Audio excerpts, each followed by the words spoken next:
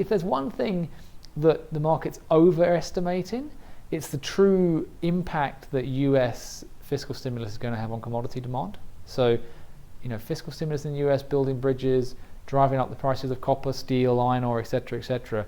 We mustn't lose sight of the fact that China is ultimately responsible for 50 to 60% of all global demand for each of these commodities. And so even if the US does execute on a fiscal stimulus plan, they're not necessarily going to move the needle from an end commodity demand perspective. And so we need to pay close attention to what's going on in China, keep monitoring those data points to ensure they're not deteriorating if we're really going to believe that these sorts of trends have got legs and have got sustainability.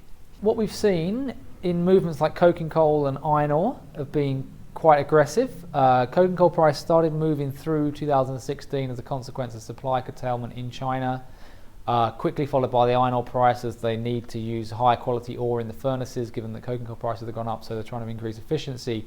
That whole steel making chain looks challenged, a little bit more challenging as a consequence of the fact that I think end demand is still relatively muted. And there is definitely overcapacity in industries in China. So you look at all the policy announcements that come out of China, it's around steel capacity curtailment, cement capacity curtailment, tightening on the real estate segment, which is 50% of end steel demand.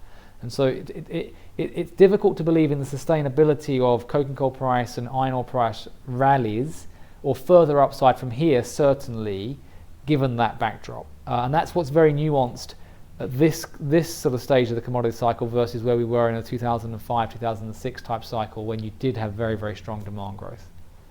So that looks a little bit extended from my perspective.